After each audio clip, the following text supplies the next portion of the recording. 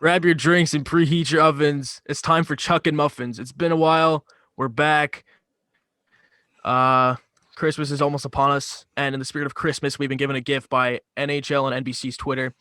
As you can see here, they completely annihilated Ethan P. Did So they they though? they put on the best save percentage in 2021 question mark, and they gave us the options of Andre Vasilevsky, Anton Khudobin, Connor Hellebuyck, and Tuukka Rask. And then Ethan commented, "Where'd it go? Oh, sorry. Ethan says it's an embarrassment that Khudobin is on this list." And then the NHL on NBC Sports Instagram goes, he led the NHL in save percentage and got 44 likes. That's false. Not even right.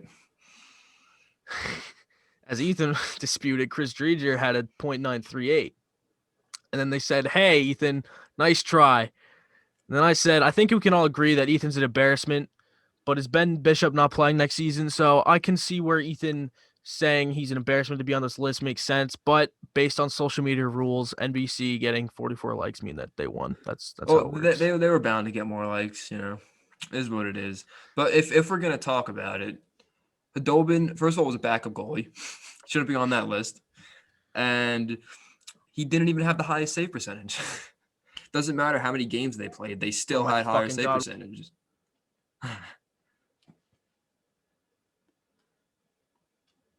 Okay, while he does that, No, we can't have that in the fucking pod. We gotta take that out. that's fine. That's fine. I'm so. All right, we were Where were talking we? how it was ridiculous that Hadobin's actually on that list. Start your tirade over. Just be like he's a backup goalie. Start from there. So for starters, he's a backup goalie. He shouldn't even be on the list. I mean, and yeah, he had a good season. He was fifth in save percentage, not first. So they're not even right about that. So maybe that guy's got to fact check a little bit, but I don't know, man. Like that That was guy, that guy. He's the irrelevant. the NHL NBC Instagram page Oh, is it's that not. Yeah, guy. it's this is a social media guy. It's whoever The guy that that runs it. is. You mean? Yeah, he's a joke. So I DM'd him, no response. So he's scared. So Did you challenge him to a boxing match? I really should. I think I'd take him. I really think I would. They're scared of you, man. That's The gotta dude, be they it. They're must be. They scared. saw my Instagram, bro. So I'm wearing my track sweatshirt. They're like, "Oh, he's an athlete, bro." They're like, "Fuck." But in actual news now, hockey's back. It's finally back. January I'm 13th, hockey returns. We're looking like it's gonna be honestly, a 56 game schedule. What are your thoughts about it? I'm so excited. So am I, man. Like actually, like, well, wait, how long is it's gonna be a 56 game season? You said 56. right? Yep. From January, that's a good few months of hockey. Yeah, I'm just like kind of confused as to what's gonna happen with playoffs and everything like that. If there's an all Canadian division, like I'm I don't know. I guess hopefully they're like betting on no, the vaccines are going to be out. Hopefully everything's more or less back to normal in some sort of way where like we're able to like travel everything through countries and everything. I don't know. I don't really know what they're betting on. Like everything that's getting reported right now really isn't set in stone. People are kind of just throwing ideas around and we don't know like what exactly to report on. We're only reporting on what the facts are, and that's that hockey's returning January 13th. And it's going to be 56 games. And the division realignment too, which we haven't touched on. So with the new divisions we're looking like, so still got four divisions. That hasn't changed. But I don't know if they have names yet. Were they named? No, I don't think so, right?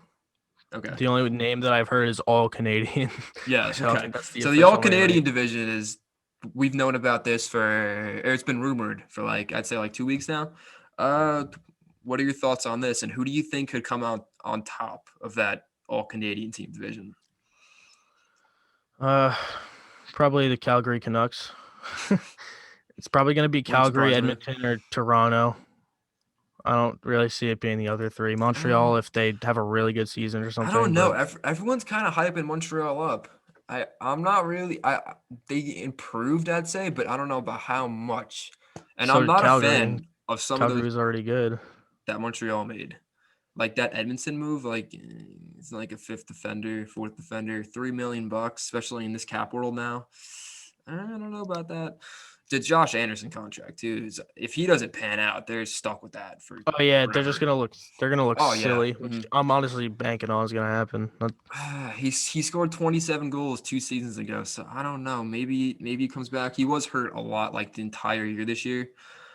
I don't know. Montreal fans are definitely hoping he bounces back because they paid Domi for him, and Domi is a 1-2 center in this league. So Domi had like 70 points, I think, 2 seasons ago. I don't know. But who I think might come out in that Canadian division, I'd probably say Toronto wins that division. I think they're the best out of the Canadian teams. They have the best offense, not best defense, but their goalie's pretty damn good. Even though he's in trade rumors every other week for some reason, but I think Toronto Yeah, comes for out on real. top. Yeah, It's been like that for like seasons and seasons. That's just Toronto though. That's just the Toronto market blowing everything up, blowing everything out of proportion. So back to what the other divisions are like. So I don't know what I'm even going to call this. So I guess these are all Eastern Conference teams this division. So we got Boston, Buffalo, New Jersey, the Islanders, the Rangers, the Flyers, Penguins, and the Capitals. So it's a bit of a mix of the Atlantic and the Metro. The second one is Carolina, Columbus, Detroit, Chicago, Florida, Minnesota, Nashville, and Tampa, which is like literally a mix of every division, I'm pretty sure. And the last one is Anaheim, Arizona, Colorado, Dallas, LA, San Jose, St. Louis, and the Vegas Golden Knights. So looking at these divisions right now, I see one division that is significantly weaker than the other three, or the other four rather. And it's that one with Carolina, Columbus, Detroit. I'm going to be honest. I see two quality playoff teams in that division. That's it. Yeah, Carolina and Tampa, and then Yep, Columbus is kind of like hit or miss. Detroit is literally the worst team in the league. A black hole for talent. Chicago is, I don't even think they've hit bottom yet. Like they've been going down and down and down, and now they just announced a rebuild. So Chicago's nothing. Florida is the most. If they make the playoffs, they're gonna win one game in the series and then leave. Yeah. Minnesota is pretty mediocre right now. And Minnesota is the definition of mediocrity in the NHL. Exactly. And Nashville is like I don't even know if they're gonna make playoffs. Nashville's hit or miss. Like this division, I feel like that third spot's completely wide open between Columbus. I'd even throw Chicago in there, Florida, Minnesota, and Nashville. Like it's completely wide open. And it's going to be a team that shouldn't really be in the playoffs. Yeah. And I could bet there's going to be 3 teams going to the playoffs in that division. The wild cards are going to come from the other division. So, I don't know. Like, they couldn't, throw a better team in there for a year. This is where I'm like confused as to how the new format's going, and there's no way to answer this right now because it's the NHL. Like they have to decide what they're doing. So does that pretty much mean that Carolina and Tampa just get to smack the shit out of the rest of those teams for the entire season? Well, first of all, are these teams only playing each other in the division, or are they? That's what I'm saying. Yeah. Are they playing every? I don't know, because I'm guessing the Canadian teams are only playing each other, right? If they weren't, why have an all Canadian team division? Exactly. Then what's the point of that? So because fucking Vancouver is so far away from Toronto. Exactly. Yeah. It's in Canada, but it's not as close as you think it is. Like Winnipeg from what's seem all the way there. Like Toronto. Winnipeg and Toronto are not close. Toronto and Vancouver are not close. Like it's I don't know, man. It's I guess tough. This is because borders and shit like that. I guess the Canadian whatever. Border, they're trying. They're giving us. No, they are. They're giving us some hockey. It's fine. No, I'm okay with it. Credit to them. Another question, so if we look at this, there's how many There's 7 Canadian teams, correct? So are these 7 teams gonna play each other like 7 times a year for that season? So is Toronto gonna play Calgary 8 times? I don't know what the math is, but it's what? So is Ottawa just gonna get freaking annihilated this year? They have no chance. Poor Ottawa. Jesus Christ. Is that a thunderstorm? Sounded like it. Nah, just stuff's getting moved upstairs. But back to that question. they're gonna get destroyed. Ottawa's gonna have absolutely no chance to do like anything. I don't even care to And be that's no honest. disrespect. I just want hockey. Plus the I Rangers feel are that. in a division where if all of our young guys start panning out, then we're chilling. Let's look at that But Ranger division now. So back to that. It's Boston, Buffalo, New Jersey, the Islanders, the Rangers, the Flyers, Pittsburgh, and Capitals. That's a pretty good division. Pretty damn good. You got potential playoff teams: Boston, which is 1, the Islanders 2, Rangers 3, Flyers 4, Penguins 5, Capitals 6. there's I'd say only 6 potential teams make the playoffs. there's only two that I'm like saying aren't, but Buffalo can change if the Taylor Hall That's what I'm signing saying. works how Buffalo we is think it definitely a is. dark horse for this year. They really are. If Eichel and Hall actually work good together, they're gonna be a scary team. Yeah, I don't know. It's just weird that's I don't know if I want to say that's the most stacked division, but like because you got New Jersey who has biggest bust of the century, Jack Hughes, and like like they're garbage. So like I don't see them doing anything remotely No, close to good in that I'm division. I'm not gonna agree with you there, but New Jersey's definitely not there on the same level as those other teams. Nor is it was a team. Buffalo's definitely a step below, but they could easily take a step up if Hall and Eichel work. I can Yeah, see the Islanders also taking a step down as well. Same with the yeah, because Penguins. yeah, because Barzal is probably leaving that team soon because they don't know how to run shit over there. Um, you also have to Also, remember also, that's not true. I do not agree with that. you have to realize Boston. They're Ooh, yeah, I forgot who about was it? Boston It was too. Marchand and Pasternak, I Pasternak, they're not think, going to be ready. They will not be ready for the start of the season. and a 56 game season nonetheless. Not good. That's not looking good for them. They're going to be out that top line. So we're going to see how good Patrice Bergeron really is to start the next season. But and it depends. Do they have the depth to keep up? Like they don't have Chara. That blue line looks really, really weak. Tuukka Rask has been a bit of a question mark recently with his Patrice family issues. Bergeron has the entire weight of the state of Massachusetts on his On his shoulders, on his back, I'd even say. on his French Canadian shoulders. I can Question is he easily. strong enough to carry it? I don't think so. I think Boston's going to miss the playoffs next season. They could. They could. They could. We're not really throwing around predictions or anything, but I could see Boston missing. I could see Pittsburgh missing. I could see the Rangers missing. I could see the Rangers missing. I could see the Islanders missing. I The could see only every for team there sure, missing. the only for sure team I'd say is Washington. I think they're going to be in. I think no Yeah, questions Washington will make it, and Philly too. I think Philly's going to win that division. Philly. Yeah, Philly's going to win the that's the division. other one. They're too good. Oh, they're so good. All right, moving Couturier, on. overall, Oh all of yeah, them. no. Giroux even. Oh, I they're mean, so good. Moving on to the one division we have not talked about yet is that Western Conference one. I don't even know the West Division. I don't know what you want to call it. It's got Anaheim, Arizona, Colorado, Dallas, LA, San Jose, St. Louis, and Vegas. This is one of the best divisions, I think. So Colorado, they're going to be in easily. Dallas, they should be in. Went to the Cup final last year. I can't see them missing. Vegas, they'll be in. St. Louis should be in. That's 4 teams right there.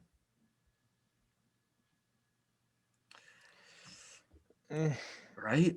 Anaheim and Arizona, especially because Arizona said they're going in Scapegoats. rebuild mode. Yeah. No, they're not going to be that good. San Jose, they should bounce Colorado. back, but they're not going to be what they were 2 seasons ago. I can see them being a fringe playoff team. Yeah. And what was the other team that was in there? LA. I don't know about LA. LA played very, very good to end last season. They were like undefeated. I think they went like 10-0 and something. Like they were really good. I don't know if that was just, a fluke or I don't think they keep that pace up, but they can maybe challenge for a playoff spot. I personally, I can't see it, but I cannot see that at all. record doesn't lie. But yeah, that's 4 teams that I mentioned that are, I'd say, a lock for the playoff. Would you say they're locks? Because I'd say they're just At about locks. locks, the only team obviously I think the top 2 are going to be Colorado and Vegas, but I think St. Louis, Dallas, and maybe San Jose are going to be trying to squeak in there. I hope. I really do hope, man. Yeah, that's basically it with the divisions. Not really much to talk about yet. Wait, do we know what so the Canadian division, is that going to be like, are we still doing conferences? I'm guessing, right? Is that going to be Eastern Conference or Western Conference? Like, how is this working? Like, do we know yet or no? I don't think we do. I have an idea. So you know how how pretty much everyone looks at a U.S. map as you have Texas down here, Florida to the right, and everything, the Mhm. bottom right. You just turn 90 degrees and you're looking at it vertically, or sorry, horizontally. No, you're looking at it vertically instead of horizontally. So now Canada's all on the west side. So Canada's the Western Conference. Oh my God. Imagine, imagine. That wouldn't even surprise me. There's been crazier things that's happened. But if I were to guess, I feel like they keep Canada in the East. That's just a guess. And they have that Boston Buffalo division. That's going to be in the East too. That's all Eastern Conference teams, and the Anaheim, Arizona, Colorado. That's all Western Conference teams. So like there are some Western Conference teams in the Carolina Columbus one with what we call it, Chicago, Nationals in there, Minnesota's in there, a couple teams in the Central. I don't know because it can change a lot. Because this Carolina Columbus division, that division isn't good. That there are 3 teams that are going to make the playoffs in that division. I can tell you that right now. 3 teams will make the playoffs. So if this division goes in the West, that's probably going to mean 5 teams from the Anaheim Arizona division get in. If not, 5 teams from the Boston Buffalo division get in. Right? I'm gonna be honest. I'm gonna say what I hope most hockey fans are thinking. I sincerely don't give a shit what happens. I'm just glad hockey's back. I don't No, even care I if do feel I'm gonna I do agree with that. realistically I'm gonna be upset if the Rangers don't make the playoffs, but I'm not gonna be too upset because I'm just glad we get to watch hockey I again. haven't watched my hockey team play in like 8 months, bro.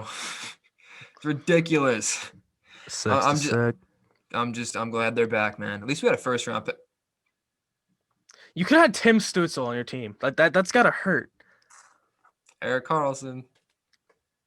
Rangers got potentially best first overall pick in the history of the NHL, Alexi Lafreniere. That couldn't be more false. But moving on I from don't. that, speaking of that, the thing on your head that doesn't work sometimes helmets.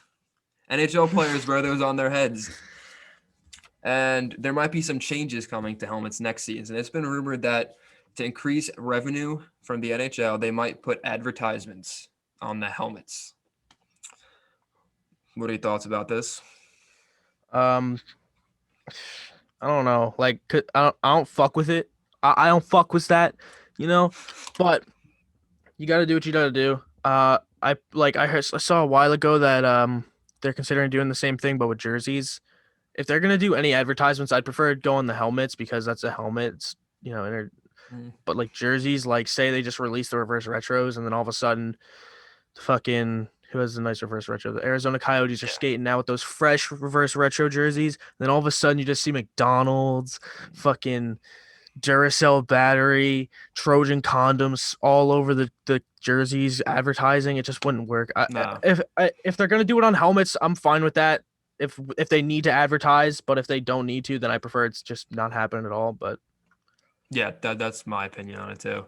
If it's most absolutely necessary, then yeah, go for it. I don't care. Because if you look at it like this, like I have a jersey on my wall, I have jerseys, you have jerseys. Jerseys like define hockey teams in a way.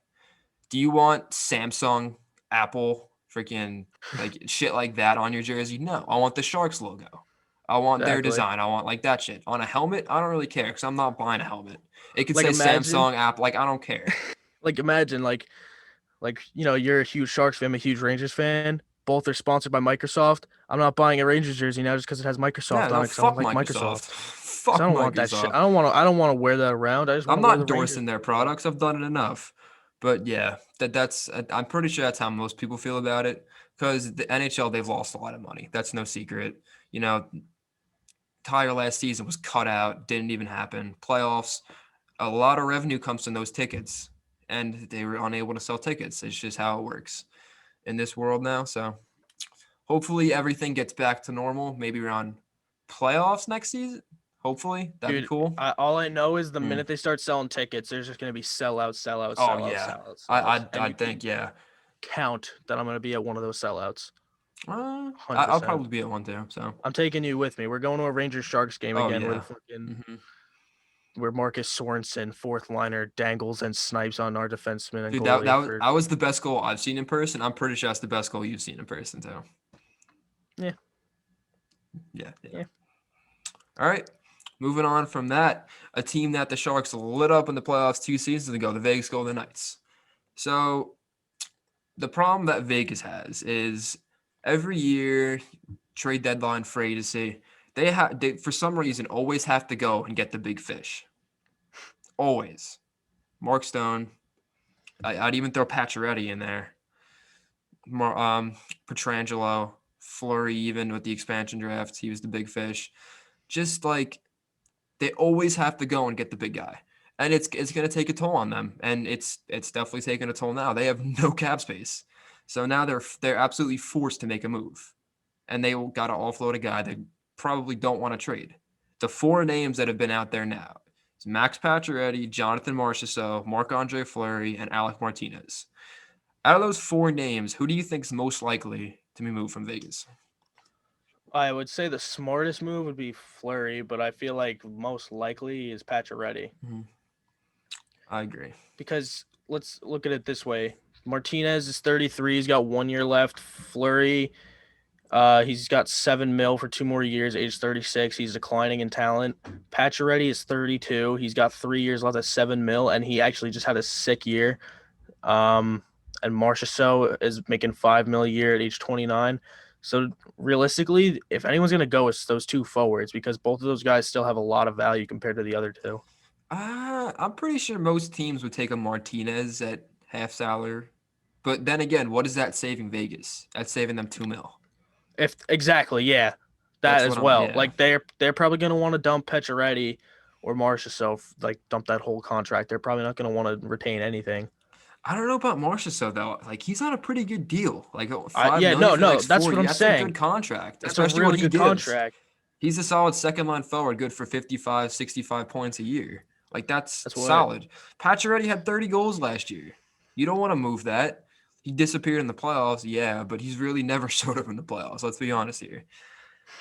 He's making $7 million, which is a good amount of money in this cap world. So, but based on suitors, there's really been nobody out there that's, besides one team, Pittsburgh Penguins. Apparently, they've circled back on Pacioretty in the recently couple days. I don't know what they'd give up. I don't even know what the price for Pacioretty would be. Probably draft pick prospects, if I were to guess. The thing is, though, if Pittsburgh does that, they don't have room for Pacioretty money wise. They'd have to move an asset that frees up cap room. Okay, so what And could Pittsburgh get rid of? Maybe I don't know. I'm not looking at their team right now. They'd probably have to give up Letang, a forward, right? I'd imagine Vegas would want a forward back. Vegas, well, yeah, because you're losing Pacioretty. But to be Exactly. fair, the only forwards that would really even allow that much room are their top 3 forwards. One of them being a first ballot Hall of Famer by the time he retires. So Sidney Crosby, Malkin, Jake Guentzel, not happening. Yeah, I can't see any one of those players getting moved. What about like a young player? Does Pittsburgh have anyone that could? I'm looking at their team now. Maybe like a I don't even know. Brian Rust. He's not making a lot of money. He played pretty good last year. Oh, how much space does Pittsburgh have? 1.9. I'm not. No, I'm sorry. 1.3. What are they even doing? They literally can't even That's what I'm acquire saying. him. That's what I'm saying. The only way they get Pacioretty is if they trade Gunsel, Crosby, or Malkin, or if they trade someone lower and Pacioretty's salary is retained by Vegas. That's literally the only I can't way see it them happens. retaining salary though, because they need They all the shouldn't. cap space. Yeah, they need all the cap space they can get.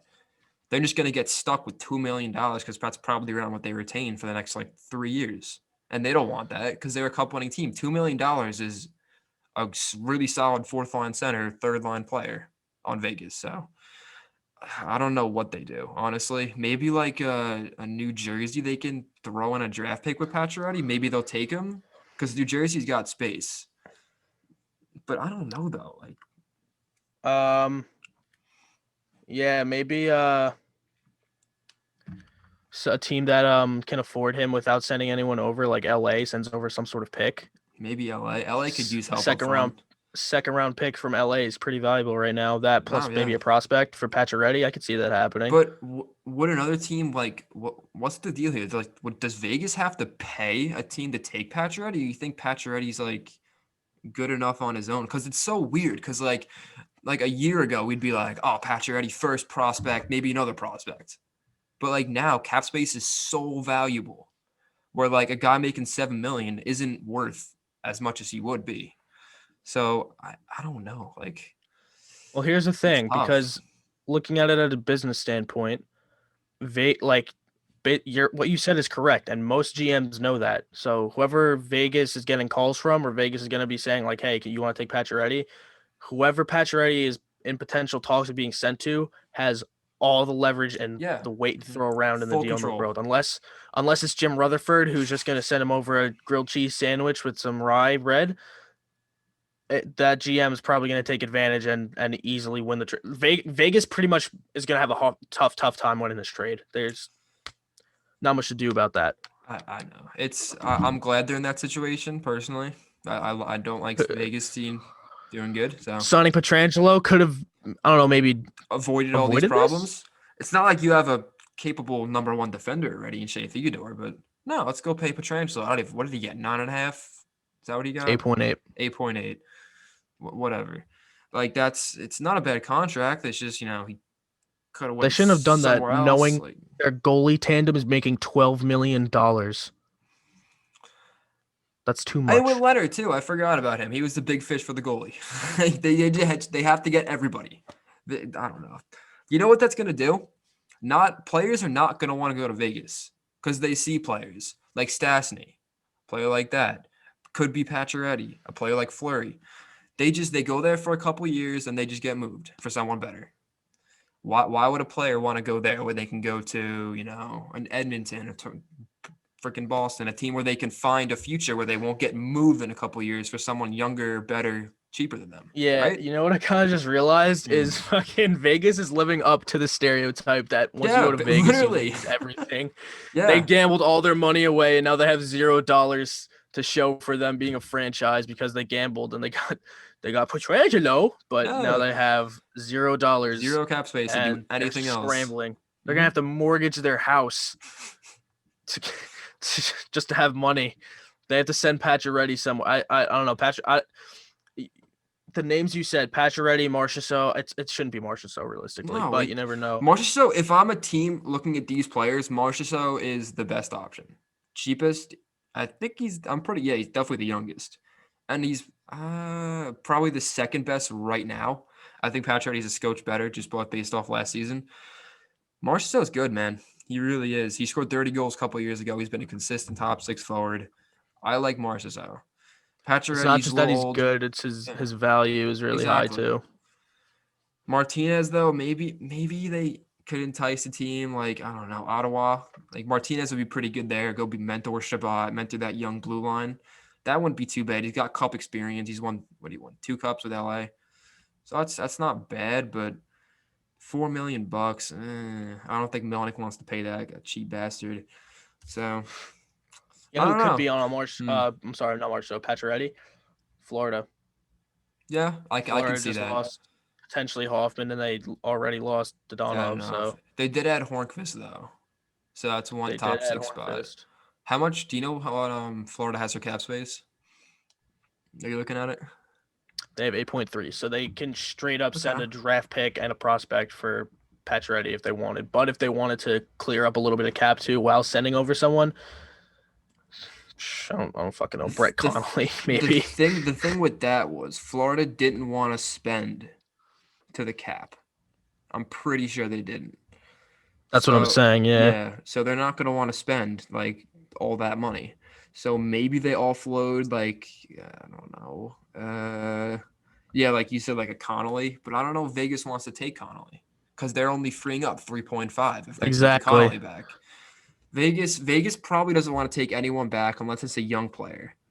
So like maybe looking at Florida, like definitely not like him, but like Denisenko, someone like that. Maybe Owen Tippett, like a player along those lines. Maybe not to the quality, but maybe a guy like that. I don't know. It's tough to see what's gonna happen with Vegas. I hope they don't move anyone, and I hope they suffer in cap hell. That's Jesus what Christ that's what Almighty. they deserve. I don't know. It's gonna be interesting to see what they do because I don't know. I don't really like the management style that Vegas has been going through Mm-mm. this past few months. It's not going to work long. It might work short term. It's not going to work long term. I can tell you that for a fact. That's you got Players to are look at not going both. to want to play in Vegas. Exactly. You Mhm. have to look at both. You look at a team like just San Jose, for example. They've been so loyal to some of those guys like Marlowe, Thornton, Couture, like Vlasic. They've been so loyal to them, giving them long-term deals and everything, sticking with them even through these terrible year we had. Like a team like that, a player would like be more willing to go to a team like San Jose, where the management isn't as like strict and like aggressive as Vegas. Like Vegas, they'll make any move. They'll trade probably anybody to become a better team. Where a team where like San Yeah, Jose, no. they'd be like, I don't really want to part ways with him. Vegas is like, okay, but done, sure. That's just how it is. That's what made them good. So stick with it, I guess, for now. I guess it works, but I don't know about long term. I don't think it's gonna work. So moving on from that, we're looking at the big point in this podcast now. We're going to grade each. Oh, we're going to start with the Western Conference. We're going to grade each Western Conference team's offseason so far. We know it's not done, but it's basically done. Kept waiting on a few free agents, a few RFAs, but basically it's done. So you want to start with the Pacific? Or you want to start with the Central? Are we talking about the old divisions, you mean? Yeah, that's yeah. Yeah, you confused me there a little My bit. bad. So let's start with Pacific. All right, we'll start with the Pacific here. All right, we'll start with Anaheim. So Anaheim, they made a couple free agent signings. They got Shattenkirk 3.9 over 3, Derek Grant 1.5 by 3. They drafted how do you say his name? Perot? Is that how you say it? Yeah, Jacob Perreault, yep. Jacob Perot. And they got Drysdale, signed to both the ELCs, and they traded Goodbranson for a 5th. Pretty quiet offseason at Anaheim Sport. No one really expected them to, go out and get a big fish like Pietrangelo or anything like that. I think they did pretty good for like what they had to do. Shattenkirk's a good addition, adds to that blue line. Derek Grant's a solid 4th liner. Perot and Drysdale, solid picks. And they got rid of Goodbranson's salary. I don't see a bad move here. No, I think the lack of I don't know the word, the lack of big splash or whatever you want to say is specifically what they need to do right now, because I'm looking at their main roster right now. We got aging Getzlaff, we got Henrique on kind of a questionable contract, we got aging Backus. I like Shattenkirk there. We'll just add a little bit to the defense, but if we look at their prospect pool, it's actually pretty damn good. So they need to just build off their youth. Drysdale and Perot, honestly, I feel like Perot is a really underrated pick in my opinion. Drysdale was projected to be the first defenseman taken in the draft. I'm pretty sure it was Anderson or Sanderson, right? Sanderson. Was it? Yeah, I'm pretty sure Drysdale went second. When did in terms Anaheim? of defenseman? When did Anaheim pick? Did they pick 5th? 7. Oh, they did. It was 7. I'm pretty Maybe sure he was because Sanderson went to Ottawa, so it had to have been 6th. it was 6 or 7. But anyway, Okay, all I know is matter. their prospect pool is actually pretty good. So I think just kind of take a few more years, complete a rebuild maybe, and then just build off the youth. But Goodbranson leaving, good, because he's let's face terrible. it, he's terrible horrible. contract. He's 3rd overall pick. It's crazy. Oh, it is. I don't think they lost anyone either here, according to my notes. That could be wrong, but I don't think they lost anyone in free agency either. So good in Anaheim, kept everyone together. Just keep developing young players. That's what you got to do with the Anaheim. Like, they're not there yet. They're not going to make the playoffs. Couple seasons, Anaheim could be a tank like they were a couple years ago. So good things coming to Ducks' way. Let's look at the Coyotes now. So the Coyotes, they signed Tyler Pitlick, 1.75, 2 years. Johan Larsson, 1.4, 2 years. Christian Fisher, $1 million for 2 years. They did not have a first, and they bought out Michael Grabner. And they lost Taylor Hall, Carl Soderberg, Vinny Hinostroza, and Brad Richardson. We didn't grade the Ducks. Okay, let's grade the Ducks. I mean, do you want to do minuses and pluses or just do like letter grades? I think it's easier just do letter grades, right? Yeah. What are you thinking? I'm thinking like CB. I'll give them a B minus just because they didn't do much, but then again, that's pretty much what they should be doing. So B minus, not bad, not I'd good. say B minus too. I agree with that. Kind of there. All right, so Coyotes though, they lost some pretty notable names: Taylor Hall, Soderberg, Hinostroza, even Richardson. He had a pretty decent year last year. They really didn't bring in anyone notable, so I say they definitely took a step back. Yeah, and we're looking to trade Oliver Ekman-Larsson and Yeah, didn't. so Um, they freed up some cap space in Grabner, who's still a free agent. I'm pretty sure, right? Grabner's still out somehow, there. yeah, he Yeah, might he Grabner's might still go to out there. Austria. To be honest, I don't know if he's gonna sign the NHL Oh, anymore. that'd suck. I like Grabner. He's a good player, fast penalty killer. But just based off what they lost and what they brought in. So they brought in 3 bottom 6 foot. They re-signed Fisher, who might have some potential, but they brought in 2 bottom 6 forwards.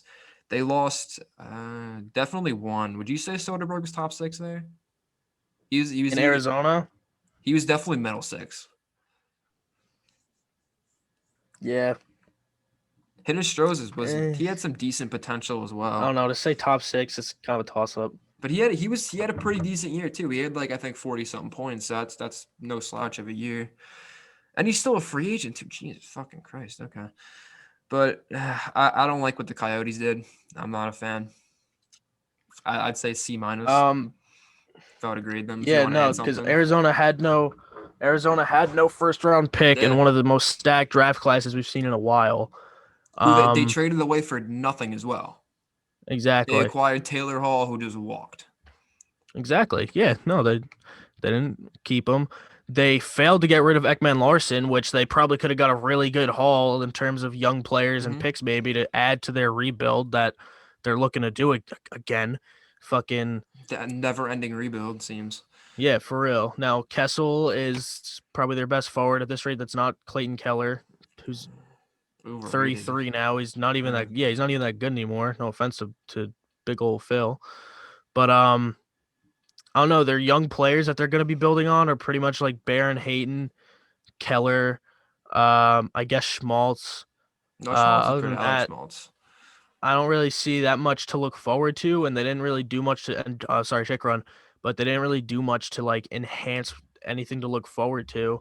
So I don't know. I think the lack of addressing their needs, I give them like a C minus. Yeah, if that's what I said before. I just based off what they lost and what they brought in, it just doesn't equal out. And Arizona was a playoff team last year. They made the playoffs. Exactly. They got annihilated by Colorado, but they made the playoffs. They beat, what was it, Nashville they beat? I think it was Nashville. Yes. They beat Nashville. So Nashville's no slouch either. So I definitely can't see them back in the playoffs next year. Just they lost too Not a chance. much, way too Not many a chance. assets. So yeah, I'd say C minus. All right, moving on to the Calgary Flames. So Calgary had a pretty decent offseason. They brought in Jacob Markstrom, 6x6, Tanev, 4.5 over 4, Andrew I can never say this fucking name, Mangiapane, Mangia pain. 2.425 There by you go. 2. They brought in Nordstrom, Dominic Simo, and Nikita Nesterov, 700K for 1 year, all 3 of them. Josh Leivo, 1 year, 875K, and they drafted Connor Zary. And also, they traded down twice, got 2/3 from Yep. that, and Shellington's still an RFA, so they still have to do some work there. They also lost TJ Brody, Derek Forbert, Eric Gustafson, Travis Habenik, and Cam Talbot. So they did lose 4 blue liners, but they did bring in 1 and 2 with Nesterov. So they got 2 blue liners back, lost 4, which is a little steep, but it really wasn't working for Calgary. Like they had I'd say disappointing year last year after the year they had the year before. So I love what Calgary did. I know you love what Calgary did. Yeah. No, I'm gonna be honest. I feel like any team that's not the Rangers, whose leg I've been humping, is Calgary. I don't know why. I Yeah. just I'm really high on what they've been doing. I really like it. No, Markstrom's one of the most underrated goalies in the league. You know, it would Not even not a surprise me question. if Markstrom win the Vezina next year. If Calgary really has a good year, it'd be on Markstrom's back, and he could win the Vezina next year. It would not surprise me. I like Tanev. Yeah. He's good shutdown defender. See what Nikita Nesterov can do. He played with Tampa years ago, went to the KHL. I think he's back now. See what he can do. Josh Leivo was pretty underrated forward. He also came from Vancouver.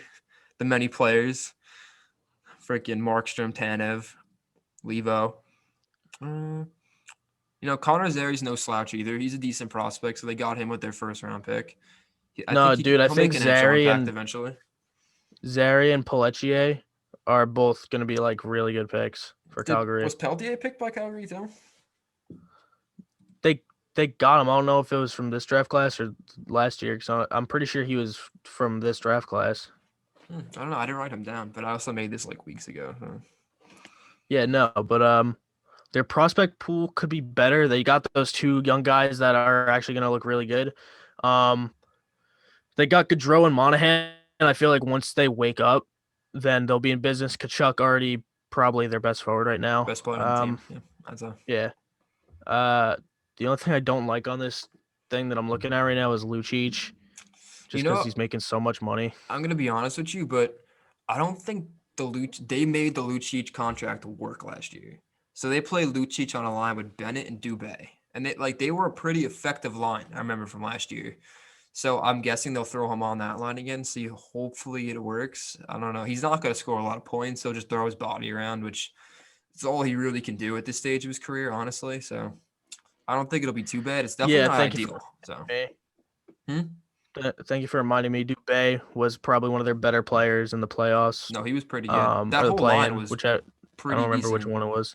Did they even make it? Feels like it was so Um, fucking long ago. yeah, it really does. Time's been standing still because this global pandemic. Oh yeah, it's fucking nuts. Who the fuck did Uh, they even play in the play-in? That's fucking bothering me. Dallas. Oh, my voice cracked. Sorry, Dallas. I know they played Dallas. Dallas Okay. at one point, and it was a pretty good series. But How'd they been in the play-in then? So yeah. I'm gonna give what they did. I'm gonna give them a B plus. I was gonna say that too, Maybe actually. yeah, B plus I'm a little because concerned they about that blue got line. A little concerned about the blue line. yeah. You gotta think Giordano's got to start regressing at some point. You can't you Eventually. can't be you can't be playing like you're young forever. It's just not fair. Like it's just not Like he had fair. his best year at like 34, 35. Like that's ridiculous. That's like Yeah, unheard and of. yeah. Um, I do like they got to Nev. They got Markstrom. No, yeah, I'm still giving it a B plus. I think they'll go pretty far this year. No, I agree. B plus sounds good with me.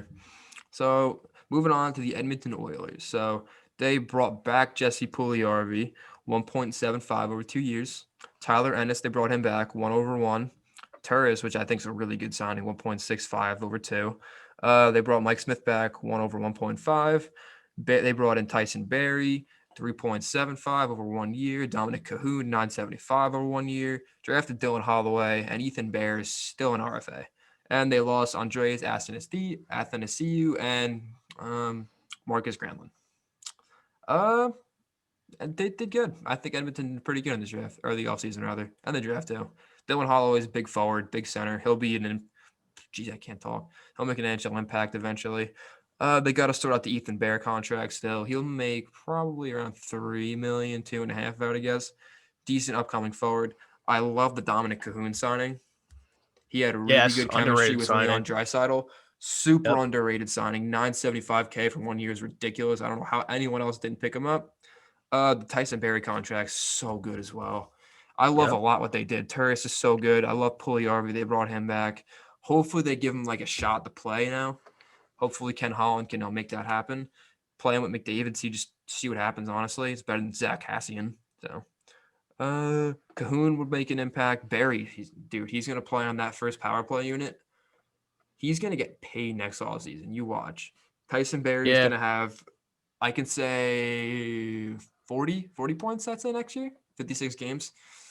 Maybe They use him high right. Yeah, I can 30s, low 100% see 40s. that. Yeah, power play specialist playing with like Darnell Nurse, solid shutdown defender. Oh, he can really explode next season. The one thing I don't like what they did is the goaltending. They brought Yeah, they back didn't Mike really. Smith. They paid Mikko Koskinen a couple years ago, maybe two. I think it was 2 years ago. They gave him 4.5 mil over multi-year deal, and then they brought back Mike Smith. So I'd say Edmonton's biggest flaw last year is they brought it back, which I don't think was smart. Yeah, they could. All right, wait. So realistically, quickly, Dominic Cahoon's signing is really, really smart by Ken Holland, because not only did he get a good player who's, if he plays with Draisaitl, probably could produce really well. Um, it's a 1 year deal. It takes him to RFA. So if does actually work out, then boom, restrict them, and then you sign them to whatever. The Barry contract's ridiculous. Like, I feel like that's a little unfair how good of a contract they got. But yeah, you're right. The goaltending was a problem that they did not address, and if they did address it, it was not very good. Because what they do, like nothing. They didn't change anything. They just kind of kept the same two guys. Wait, hold on. Idea. How much cap space does Edmonton have? They have a whopping $0. Never mind then. I was gonna Yeah, say no. maybe Marc-Andre Fleury can work his way to Edmonton, but yeah, that's not gonna work. Didn't realize No. that no cap space. They got to make some sort of small move to get Ethan Bear. Oh yeah. Has that defensive? Oh, they can throw a clef bomb on LTIR. That's what I was thinking. They'll Yeah, throw him on LTIR. They can sign Bear, and they got all these 1-year deals. So like Barry's contract will be up. I can't see Barry sticking Edmonton past this year, unless they somehow manage to make it work. Just can't see it. Hopefully, Puljujärvi can really find his game. That's what I'm kind of waiting for. Supposed to go 3rd overall in the draft. Everyone was like, Columbus, how did you take Puljujärvi? What? But turns out they were right. Jarmo Kekalainen knew what he was doing. So maybe Ken Holland can revive Puljujärvi's career. Because what I'm thinking, if I was the coach of the Edmonton Oilers, training camp, this is the lines up. This is my top 6 that I'm throwing out here. Nugent Hopkins, McDavid, Puljujärvi, Cahoon, Draisaitl, Yamamoto. That's what I'm throwing out there. Yamamoto looks really good too. That's what I'm saying. Him and Draisaitl played so good. Throw Cahoon on that line, who had great chemistry with Draisaitl. You can move Nuge up now to play with McDavid, and you give him Puljujärvi. I don't know, man. That's I'd say playoff caliber top 6 if I'm speaking. So I like what Edmonton did, especially what they've lost compared to what they brought in. They definitely improved. Just I'm not a fan of that goaltending. I'd say a solid B for Edmonton. Yeah, because they like I said, everything that they added, Holloway was a good draft pick. Just the lack of goaltending situation addressing. Yeah, I'll give him a B minus, somewhere I around think if there. they got a better goalie, they could have been A minus to a B plus, honestly. Yeah, So I maybe they improved at the think trade they did. deadline. Maybe there's a goalie out there they can get. I don't know. We'll see. Potentially. LA Kings. They really didn't do too much. They got Oli Mata in a second for Elias Anderson. Oh, they traded Oli Mata. And wait, what did they do? No, never mind. I'm capping. No, Anderson. My bad. My notes were for a shit. second. They got Oli Mata. They traded the second for Elias Anderson, and they drafted Quinton Byfield. Yeah, short and simple. They really didn't do anything wrong, especially where LA is right now. They have such a good prospect core, or prospect pool rather. So just let those prospects develop, and you'll be set in a couple years. Elias Anderson, yeah, might as well take a bet on him. Wasn't working in New York. I don't know what your opinion on is that. So you probably know better than me. Whatever. It came out a while ago in interview with him, or an article where he said he changed like a lot because he had like I think he said a drug problem or something in New York. I think it was something like that. And that really affected his play and his attitude and everything. Then after that, I gave him one more chance to bounce back. It didn't really pan out. So hopefully, I hope in LA, I hope he does bounce back. I don't know. Again, they really didn't do much except for get Mata, which I guess is good. What did they trade for Mata again? I didn't even write it down. I guess it was like literally nothing. It could have been like a throwaway for Mata, which I'm pretty sure it was. So they got an NHL caliber defender, which they need. Because back to this question that I mentioned on the podcast a couple podcasts ago. Name 3 LA Kings defenders besides Drew Doughty. Exactly, and it's tough. It's It's tough. Now Exactly. is one by saying Mata, who just got traded there. So Mata, I know they got Matt Roy and they got Sean Walker. Those are the names I can name. After that, I'm blanking. So they got Tobias Bjornfoot, but he's a prospect, so I don't think he's there yet. Yeah. So I think the only things we need to grade really in this situation are their draft, where they got Byfield, who's I think Byfield's going to be really fucking good. Oh, he's going to be so good. He's huge. He's a giant kid. No, he's a giant kid. He can make an NHL impact as early as next year. And I can see Elias Anderson on the team too. So based off what they did, I think it's a B plus in my opinion, honestly. Like they didn't do anything wrong. They didn't do anything wrong. They didn't have much to do right. So yeah, I guess Exactly. you could say B I feel plus. like the best move LA could have made is not really doing anything. Honestly, like maybe you pick up one of these guys that are still available, maybe like a Howla, a Hamonic, just to add some depth, and you just flip them at the deadline. Maybe they could have done something like that. They could have got him in A, but based off what they had to do, I think LA did great. So decent for them. Moving on to my favorite team, San Jose Sharks. So we acquired Donato for a third, we acquired Dubnik for a fifth. We re-signed Stefan Nason, $925K for 1 year. We got Marlo and Nieto back, $700K for 1 year. We re-signed LeBanc, 4.725 over 4 years. Drafted Ozzy Weisblatt, who is terrible draft pick because he's not medium top six and NHL 20. And then we lost Thornton and Arundel. Um, I I like what the Sharks did. I do.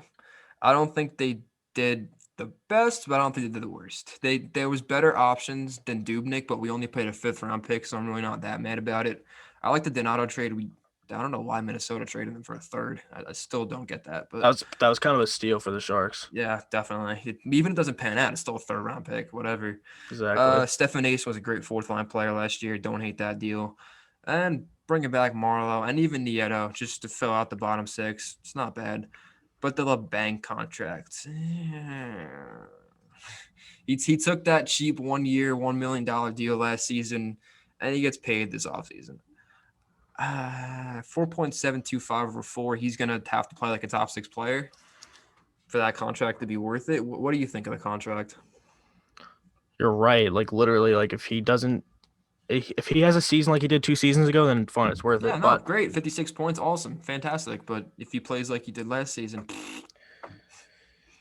then yeah, like what the fuck you doing? we lost Thornton. I really don't like that he went to the Leafs, but I don't fault him for leaving. I'm not angry at that. And Arundel, man, whatever. We had to change the goaltending situation anyway, so I'm looking at he had to the go. forward core, like outside the top six, it seems really weak. Yeah, it does. Like you got Couture, you got guy who's probably gonna knock out Logan Paul, Evander Kane, you got Timo Meyer, Hurdle, LeBanc, Donato, and I guess Marcus Sorensen. But then I get outside of that and I just see Stefan Nason, Fourth line, Lean Bergman, Noah Leanberg. Gregor, Joel Kelman, Gregor's not Marlowe, Greg, Matt Niemi, Gregor's not that bad. Gregor could have top six potential. He definitely is not there yet, but could Antti eventually come in the Sulumuela, future. Sumo is Dylan trash. Gambrell. Gambrell's Like okay. It's I don't know. what the Sharks are really betting on is these kids are gonna play. That's what we did last season, and it went absolutely terribly. So hopefully another year of development. Hopefully they decide to show up. So I don't know. I could be optimistic, but nice draft That's pick all you can wouldn't do. be too bad. I don't know. I'm gonna just say like Donato and I guess Dubnik just because his contracts whatever. Uh, Donato specifically was really good.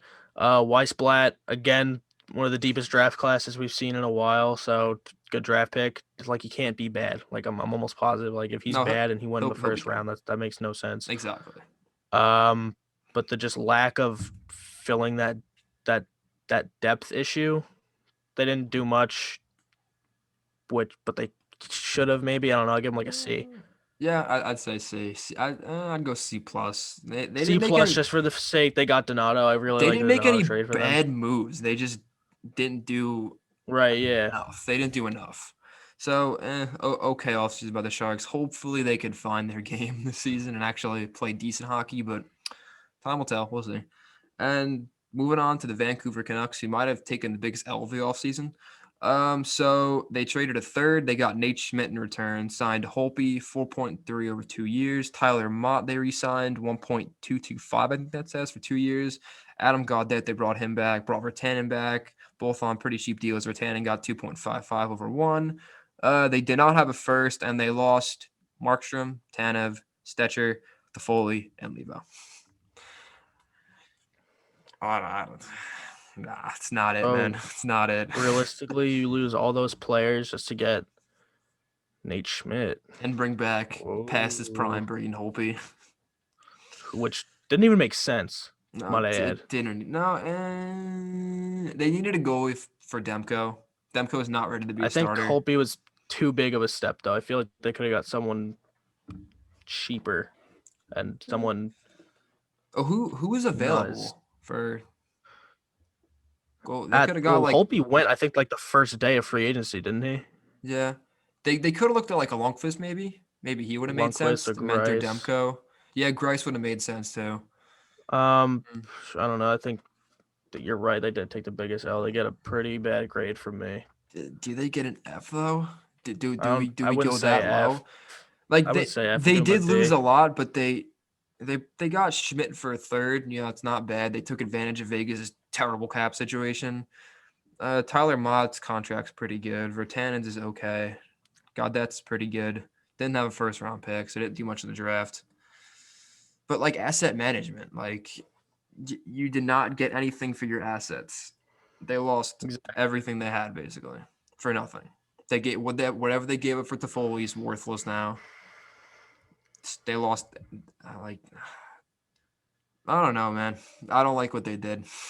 I give him a D. I'd say D too. I don't think we give them an F. I think a D is fine. Now for the team we talked about a lot in this episode already, the Vegas Golden Knights. So they signed Robin Leonard to a really good deal, 5/5.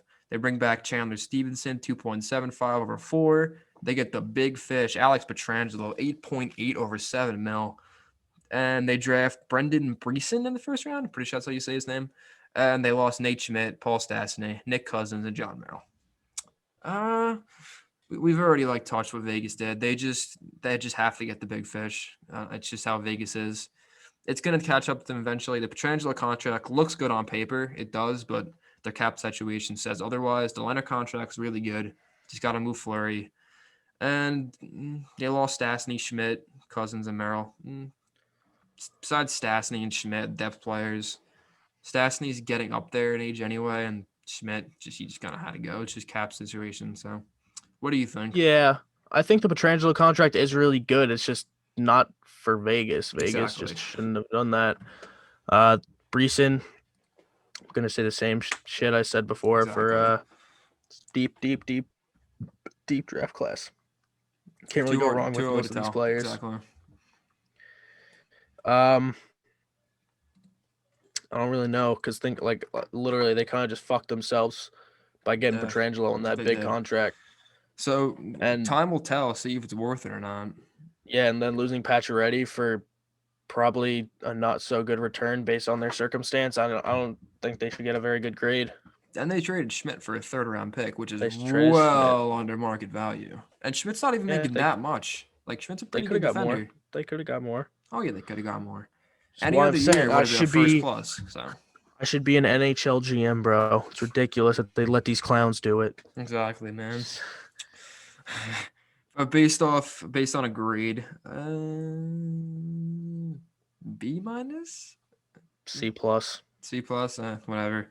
I just can't forgive that Pietrangelo thing. It's just not necessary to do because the team is already a playoff monster. Why did you just get rid of Schmidt to get an upgrade on the defense? But now you just lost Schmidt, and now you're gonna have to lose a forward core member. You could have added another defender. You could have kept Schmidt and added someone else. Like it's just exactly someone who wasn't gonna break your entire cap situation.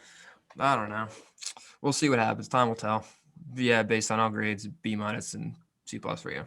So, moving on to Chicago Blackhawks, who as well didn't have a very good offseason. They re-signed Malcolm Subban, $850, 2 years. Brought back Dominic Kubalik, 3.7/2. Nikita Zadorov, they signed after they acquired him, 3.2/1. That trade seems like forever ago. Jesus. Janmark 2.25/1, Walmark 950/1. The Orly Mata, they traded him for Morrison. I don't know who that is. So I put cat move in parentheses. So he was is his first name Brad? Brad Morrison? I didn't write that down. I just wrote down Morrison. He was that irrelevant. I'm pretty sure it's him. He was drafted by the Rangers like years ago, and we never signed him. All right, could be him, but he's not going to play in the NHL, so it doesn't really matter. They drafted Lucas Reichel. They lost Kajula, Kuku, and Corey Crawford, and they traded Brandon Saad for Zadorov and Lindblom, and Dylan Strome still in RFA. All right, so realistically, Chicago's grade's not going to be horrible just because they announced they're doing a rebuild now. Can't really go that wrong once you announce you're starting a rebuild because you don't just jump right into it. It's not really how that works. You kind of just assess what needs to go. I don't even know why Kane and Taves are being loyal at this point. Like their careers are going to shrivel up and die in I'd be Chicago. done if I see this team on paper. I'm like, fuck this. Because I don't even think Taves is that bad. I still think he's got a few years left to just be really good. Taves was overrated He's like one of 3 the years ago, but he's not overrated anymore.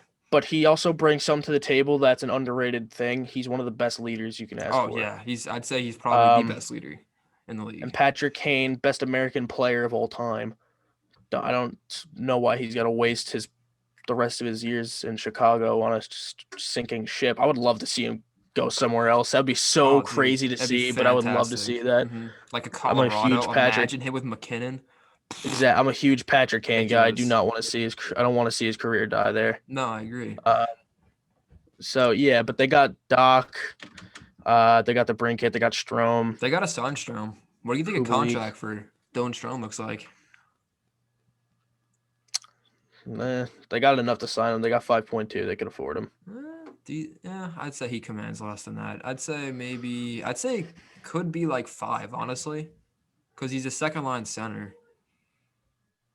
Could be around 5, maybe even 5.5, maybe 4.5. I'd say around there on like a bridge deal. But let's look at that trade.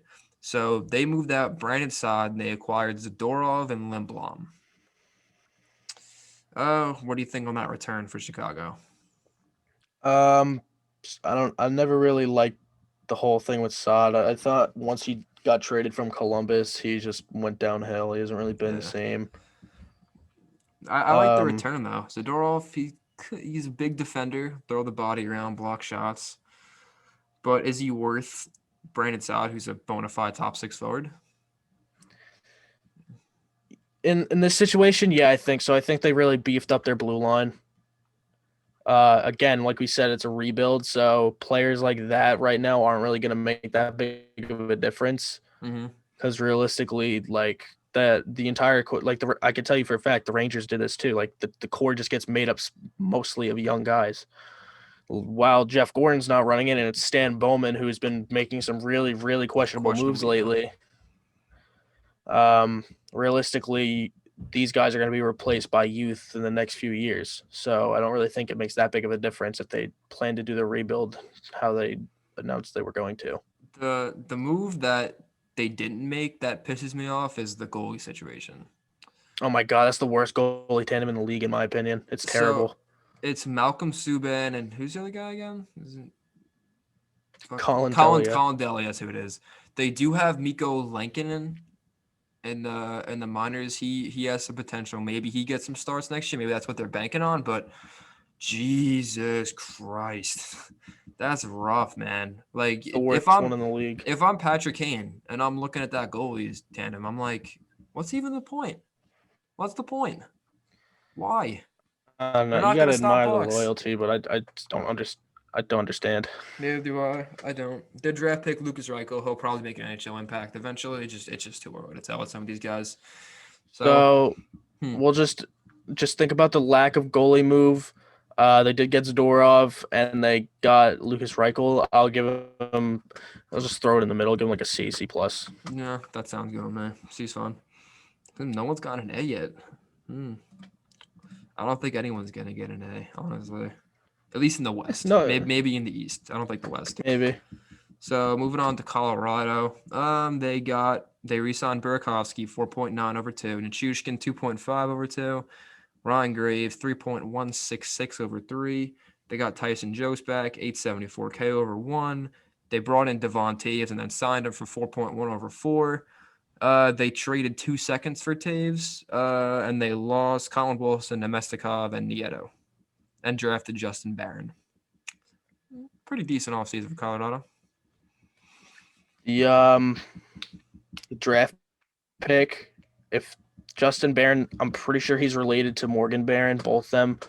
They both have this work ethic that they're just both really good, and they both show a lot of potential. So I really like that Barron pick. If not, then I just sound like a fucking idiot right now. Um, you realize Colorado being a Stanley Cup favorite next season, well, one in my opinion, it's 2 second-round picks isn't that much to give up for No, Devon it's Taves. basically an early third if you think about it. Yes, and to get him for Two four point thirds one, brilliant, for very good 4 years move. too, especially. Yeah, you Yeah, get that no. contract security. I like it. Ryan Graves had a really good year with them. They're keeping him for 3 more years. Good resign. I think Um, Graves is, I don't want to say overrated. He's just, I don't think he's good as a lot of people make him seem to be. Just because you hold the league in plus minus doesn't mean he's like fantastic.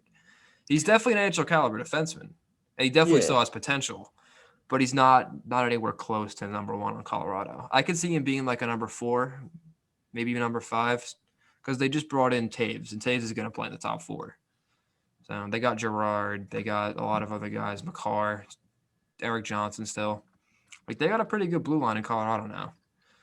And Burakovsky 4.9 over 2. It's not too bad. You just got to keep up that production or it might get a little bit of a high cap hit. And Chuckin, Selke winner. Insane. 2.5 over 2. Tyson Jost, that contract's cheap. So I think Colorado did pretty good based off what they brought back, what they lost. They lost Nieto, Nemestikov, and Wilson. They're all depth players, so they can fill those with young players or players that they just brought in. I don't hate it. I like what Colorado did. I'd say like yeah. I just looked it up too. That Justin Barron and Morgan Barron are related. And Morgan okay. Barron went from like late pick for the Rangers, and now he's one of the most talked about prospects. And if the work ethic's the same, then he's going to be a really good pick for Colorado. Yeah. All right. So good things are definitely on Colorado's horizon. I could see a cup in the What next else is 3 new? years. Yeah, exactly. Joe Sakic's built the fucking dynasty over there. Remember like a couple of years ago where everyone was like, bro, Sakic's ass, dude, he won't trade Duchesne. And then he fleeced the shit out of fucking Ottawa and Nashville. Yeah, because he wasn't not trading Duchesne. He was just making sure he gets the right Exactly. return. And fucking boy, did he get the right return. Oh my God. He got a haul. But yeah, Colorado, do they? Nah, I'd say like I'd say Give a him a B B plus. plus. Yeah, I was gonna say a B plus. All right, decent offseason in Colorado. Moving on to the Western Conference champs, the Dallas Stars.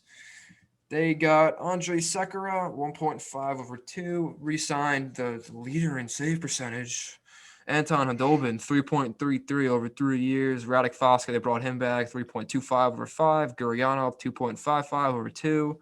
Honka, they brought him back from the KHL, I think he was playing, 700K over 1. Rupins, 3.15 over 3. And they drafted Maverick Bork. They lost Yanmar, Corey Scory, and Roman Polak. Basically, what I'm looking at here with Dallas is they basically just kept that team together. Yeah, why would That's you what I'm not? saying here. Yeah, exactly. Brought back all the young players, brought back Stanley Khudobin. Cup team. They did lose the number one Yeah. defenseman, though, Roman Polak. He's gone. It's going to hurt them, Oh, obviously. F. Move on. F. Actually, no. But realistically, why would you make any drastic moves here? It's a Exactly. Stanley Cup final caliber team. Will they get back there next season? I personally don't think so, but they I could don't be think so in. either. They could be in store for another deep playoff run, maybe second round, maybe even Western Conference Finals. I wouldn't count it though. Maverick Bork, decent pick. He just once again, you got to wait and see on a bunch of these guys. They could be busts, could be hits, could be right in the middle. We'll see. Based on that, the contracts they give out though, I like the Guryanov contract. I like the Foxa contract. I kind of like all these contracts. Yeah, Dallas did pretty good. Yeah. Um. Yeah, they didn't do anything wrong with the contracts. I think they gave Kudoman a little bit too long. He's gonna be 37 by the end of it. Uh, Yeah, that's the so one thing so I can see. so is Bishop and Kudoman are gonna be 37 and free agents by the end of both their contracts. But Fox, I like that payment. The length is pretty good too. He's gonna be 30, so you got to keep a nice backbone there in the third line center spot, maybe second line center. Haynes is making not a lot of money either to be that second line center. Yeah, 3.15 but over 3. he's gonna. That's a really good contract. They kind of got a good deal with him and Gurianov. I really like because he's only I'm 23. so He's high got on Guryanov. I plenty of love room to grow. Guryanov. We saw if you give him room to shoot it, he's gonna fucking launch that motherfucker as hard as What he was that can. shot? So 108 miles per hour. That overtime it was winner. fat. It was He was oh excited. god. He was ready to score. Let's just say that. Oh yeah. He was like, I can score, I can score. Ah! He sent that shit in there Oh my as god. hard It as was a he could. fucking blazer. But a Uh, grade though, did they get an A? I don't think they. I think they're I'm not just I'm right not gonna there. say an A I just don't because they think didn't A. do Yeah. much, but then again, there wasn't much to do. I'll give them a B plus for what they did Uh, do. I'll, I'll go B plus too. I think they're right on the verge, but they just weren't there yet. If they brought in like a Hoffman on a cheap deal, they'd be A, Then an A, maybe hundred even A percent, plus. yeah. Yeah. But yeah, Dallas, they did good. Hopefully they can repeat what they did last season. We'll see. Moving over to the Minnesota Wild, who they made a lot of moves this offseason. It's gonna be a long one. So they re-signed Carson Soucy, I'm pretty sure that's how you say his name, 2.75 over 3 years. They brought in Cam Talbot, 3.66 over 3. Brought back Jordan Greenaway, 2.1 over 2. Drafted Marco Rossi, signed him to his ELC. They traded wait, did they? I think they got Bukestad for a 7th, which is a steal, I'd say. They traded Eric Stahl for Marcus Johansson, which I don't like. They traded Donato for a 3rd, which I don't like. They traded Dubnik for a 5th, which is so it's whatever. Kunin and a 4th for Benino, a 2nd and a 3rd, which is okay. And they lost Galchenyuk, Koivu, and then everyone else they traded. I'm not a fan of Wow, Minnesota's they're so offseason. unexciting. I know they're just so Because they didn't mediocre really in make like every way. they didn't make big moves, and the ones that they did, they lost. Exactly. That Stahl trade, man. I do not like that trade. I don't. If we're looking, they lost Koivu, they lost Galchenyuk. Who's gonna play center on this team? They traded Donato, they traded Kunin. Who? Nick Bonino's their first line center. Like who? Bonino. Like what? This team's like they're shit. Honestly, man. I don't like this team. Their off-season moves were terrible. They got Bukestad. Hey! They got Cam Talbot. They overpaid him, but yeah, sure, you got Cam Talbot. Carson Soucy, like he's pretty good 5th defender, That's too much money 2.75. for them. Yeah. They did get Rossi. And you Rossi's got gonna be a good Marco pick. Rossi, not bad. Do we throw out the are we throwing out the F here? Because I think I'm ready to throw out the F here. I'll give them a D minus. I'm still not ready to give out an F for them. I don't know what they were doing. I wasn't looking at the screen, but I can hear your frustration that I didn't say F. If you want to give them an F, it's okay. Hold up. I want to look at something. Okay with it. They don't even have a first line center, bro. They don't have a first line center. Buddy, they have Nick Bonino. Yeah, they're getting an F. I don't care. F. Minnesota, you get an F. I'm not. Hey, Mr. Negative. Nah, bro. I can't tolerate that. Nah, it's garbage. My team fleeced you. Shut up. All right, moving on to Nashville. They brought in Boro Cop, 2 over 2. You know who that is or no?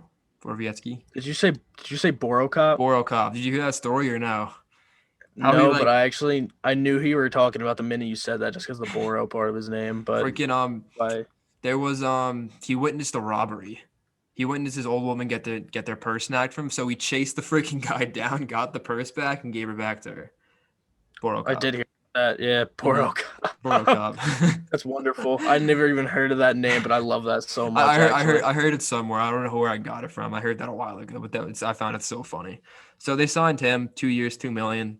Brought in Matt Benning 1 over 2, Nick Cousins 1.5 over 2, Brad Richardson 1 over 1, got Askarov, and they traded Watson for a 4th, and they bought out Santini and Turst, and they lost Mikael Granlund, Craig Smith, Kyle Turst, and Dan Hamhuis. Did all right. Big losses. They are looking in the future of their goaltending, which I do like because Rene is on his way out, 38, 1 year left.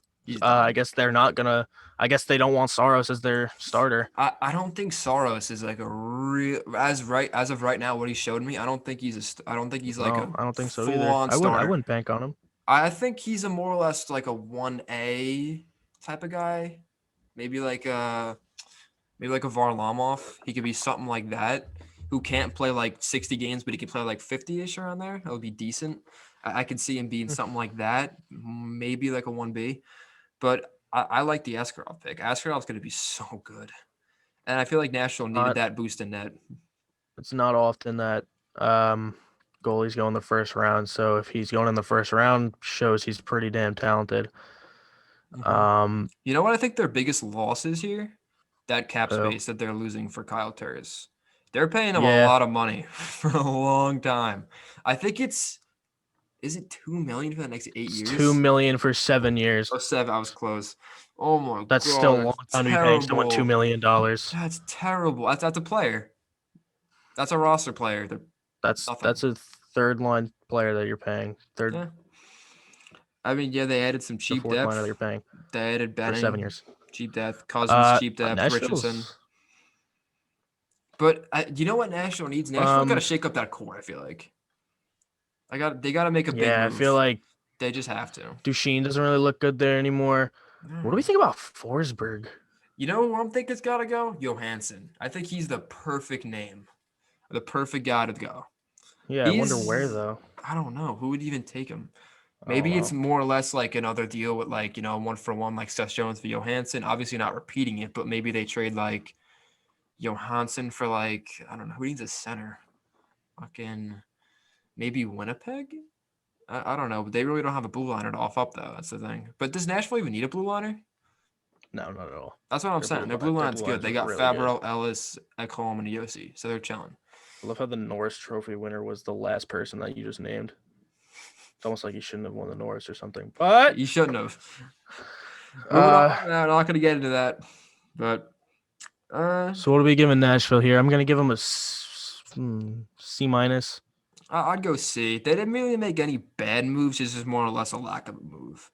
Granlund really never fit in. They lost Smith. They lost Turris too. So those were 3 players in your top 9 you lost.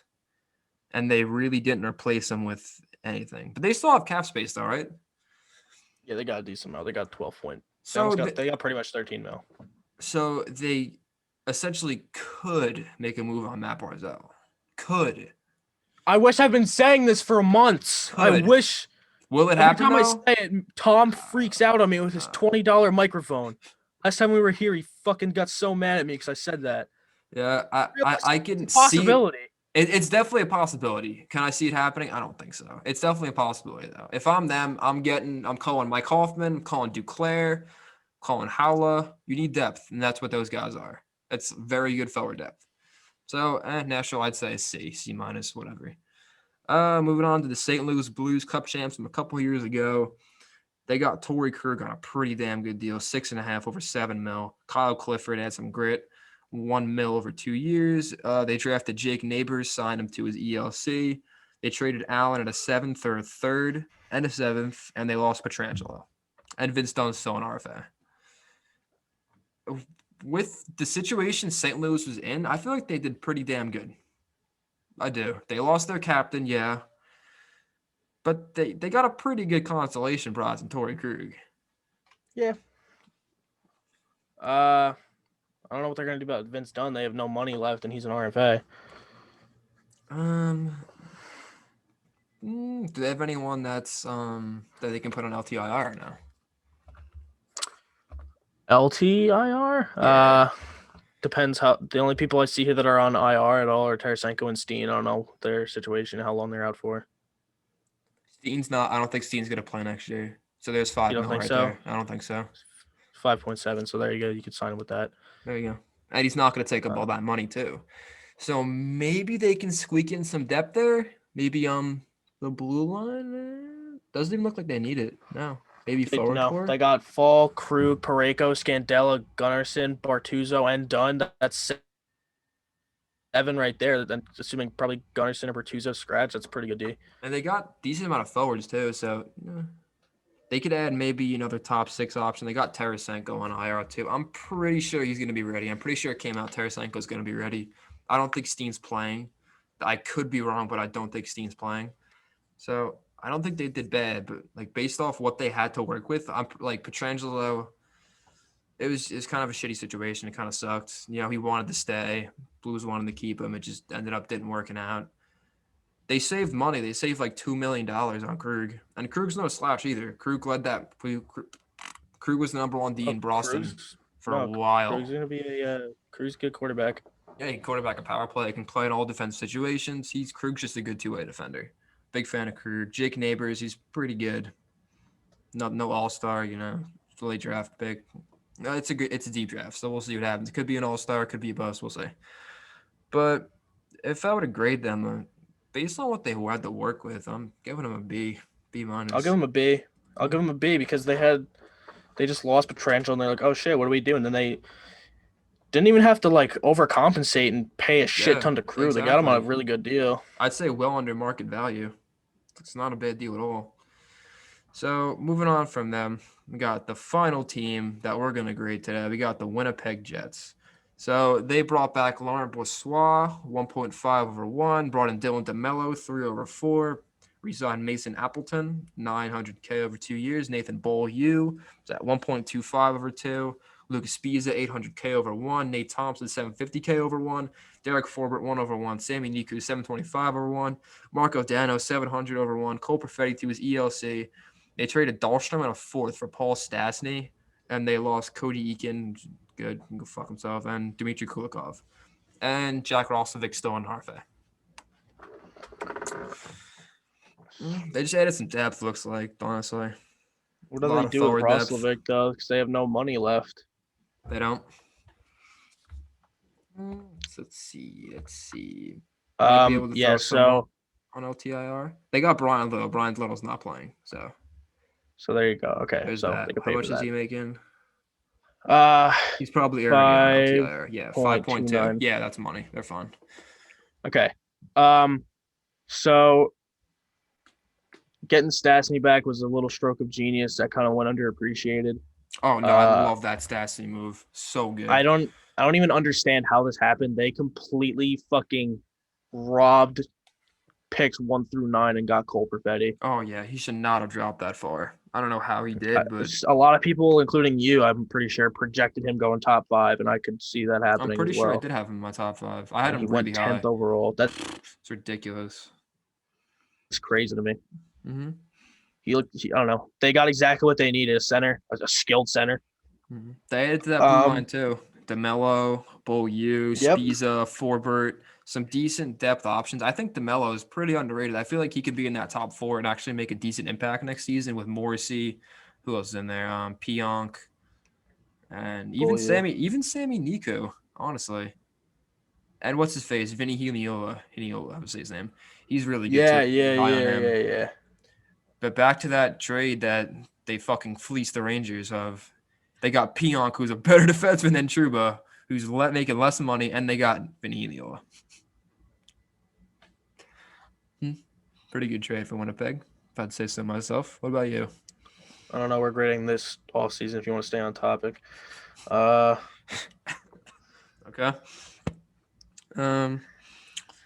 Yeah, based on what they did, they lost Cody Eakin. They let him go, so that's little extra points.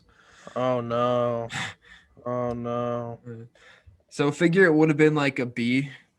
They would have brought back Eakin, but then they let him go. So I'd say it's like a B+, honestly. I think they did pretty good. B+, yeah. I can never forgive him for what he did. It's been years, and it's been years. He ran Lundqvist. He probably changed as a person. He probably definitely, yeah. Yeah, he probably changed as a person. By now. He probably started giving to charity. He probably even called Lundqvist saying, "Hey, I don't know why I did that. I was just in the heat of the moment. I don't even care. I cannot forgive that." I don't like Eakin because he partially hit Pavelski and made him bleed, and kind of forced the best comeback in NHL history. But that's the point. Yeah, that wraps up every single team from the Western Conference. We'll hit you guys with the Eastern Conference grading next podcast, which will probably go out sometime next week. I'm not sure when yet.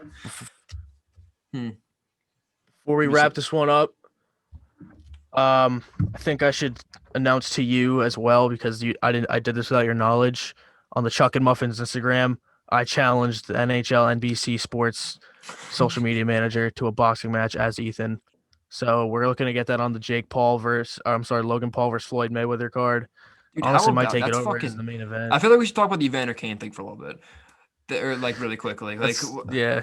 What? Evander Kane's not going to box Jake Paul. No, Let's be realistic. no, It's not going to happen. no. The NHL wouldn't allow it. The I Sharks think wouldn't Logan Paul allow it. said this. Yeah, Logan Paul was right when he said this, that one, he has no time to train if he's a professional hockey player. And I hate to say it, but he was also right. Like, he kind of made the point, like, that's not going to sell as much No, as it's another not. fight that Jake Paul could take. Because let's be realistic, hockey's not the most relevant sport in Especially terms in of America. athletes. Exactly, especially athletes calling out Jake Paul. I've seen who else called out Jake Paul? I know there was a big one that called him out. I know a few MMA fighters called him out. I know he's trying to fight Conor McGregor. Yeah, he's So gonna get his ass kicked. Evander Kane versus either of the Paul brothers is not going to happen. Yeah. Ethan P versus NHL NBC Sports social media manager. That's a headline fight. Ethan's a legal Chuckin adult. It's Muffins allowed. podcast co-host. Like we got some clout over here. We got like I'll be 26 in your Twitter followers. bro. I'll be in your corner. We'll be set. Dude, we We're gonna got fuck this. that guy up. I don't even know who he is. We're gonna fuck that guy He up. could be some 6'4" ass fucking built guy, like fucking He looking benches like the Hulk. 400. Yeah, exactly. But or it could be some slim ass 140-pound glasses nerd, which I'd say it's more likely to be. So Who schooled you on Instagram? oh yeah, even though he was wrong, but besides the point. But I'm kind of disappointed. Honestly, I would love to see Evander Kane just absolutely kick the shit out of Jake Paul, but it just won't happen. Just the Sharks wouldn't allow it. The NHL wouldn't allow it. Jake Paul and Logan Paul probably wouldn't do it. Evander Kane probably wouldn't like even do it. Like actually, no, I'm sure he would if he got the opportunity. But if you think about it, if it's like if he does it, it's probably in breach of contract, and he's making a pretty good amount of money with the Sharks right now. So I don't think he'd want to do that. Like especially, did you see how much Logan's making in the Mayweather fight or now? Well, that's the whole point of fighting Mayweather. It's a money grab. No, it's Like not. that. He's gonna be making a ridiculous. No. He's making $200K. Swear to God, Mayweather's making $5 million. Logan Paul is making $200K. Swear to God, bro. Logan Paul's agent fucking sucks, dude. No, you it's can get not so that, much bro. money for Nah, that. it's not that. Mayweather probably wanted all the money. So Logan Paul, what he did, he was like, all right, so clout over money. Dude, he's gonna fight Floyd Mayweather. Even if he punches him in the face once, bro. I guess you can Paul say, he's got a pretty good source of income. He well, yeah, I he's a think steady yeah, YouTuber. Yeah, I think so. You know, we would know because we average about Oh 100 yeah, million viewers per pod. we're We're out here already loaded, you know. Number one Yeah, Apple we're already Music, at, like, Apple Podcast, number one on Spotify. already We're fucking huge, bro. 3 mil subs. You know, Yeah, it's whatever. I wish. One day. Spit and Chicklets, we're coming for you. You watch out. Paul Biz and that. I'm gonna Yeah. challenge you to a boxing match. Actually, yo, you take Biz, I'll take RA. I don't want Biz. I'll challenge him to like a hockey accuracy shooting contest. That I'm not challenging. That's pretty much the best I can do. All right, we're getting a little off track now, so probably about time we wrap this podcast up. If you want to hit it with the outro real quick, Eddie. All right, make sure you catch our previous podcast. Make sure to stay tuned for more podcasts. Thank you so much for bearing with us in our little brief pause there without uploading anything. Ethan? Don't forget to subscribe, like the video, leave a comment even. We appreciate all support you guys give us. Check us out on Instagram, Twitter, and yeah. See you guys soon.